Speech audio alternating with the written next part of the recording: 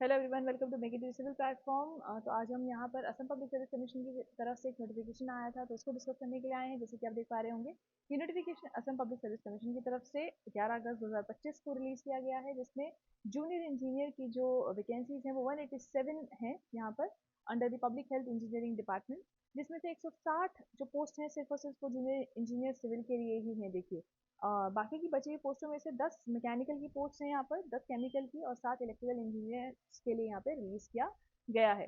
जैसे कि आप देख पा रहे हैं, इन पोस्ट की बाइफिकेशन में यहाँ पर जो टोटल वैकेंसीज हैं ओपन कैटेगरी में वो 85 हैं for the junior engineer civil, जिसमें जो रिजर्व हैं फॉर वुमेन वो हैं आपकी 25।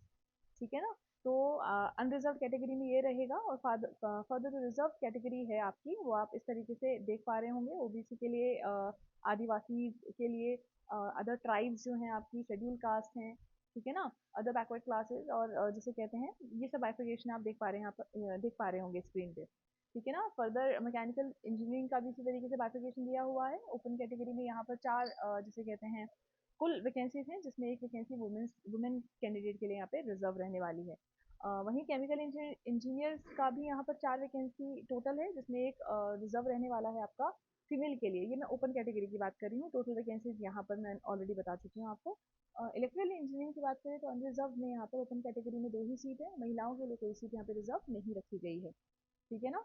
तो फर्दर चलते हैं अपने पे स्केल की तरफ, क्योंकि किसी भी जॉब को करने का जो हमारा मेन मोटिव होता है वो यही होता है कि भैया पे स्केल कितना है।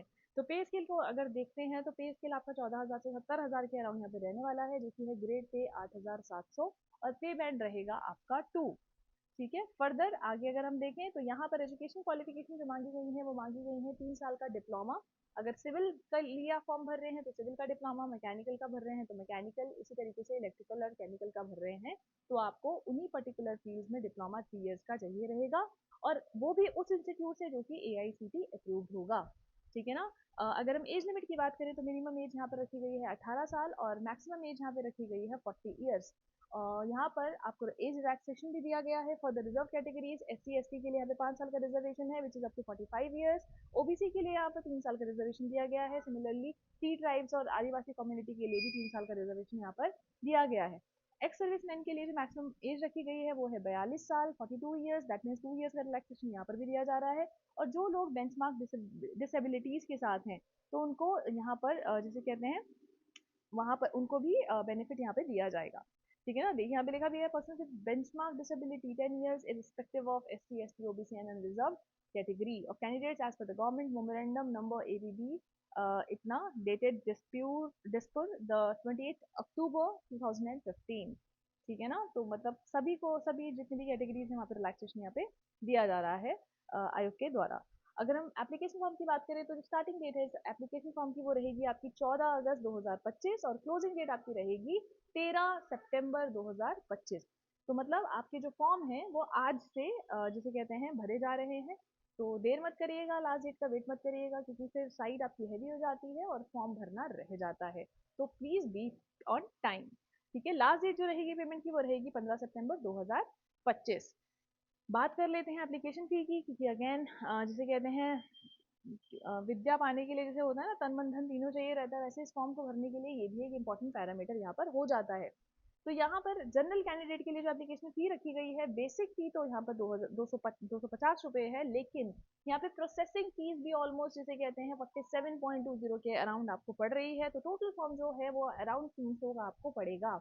ओबीसी और एमओबीसी के लिए अगेन ये जो तो ओवरऑल अमाउंट पड़ेगी वो 197.20 रुपीज पड़ेंगी।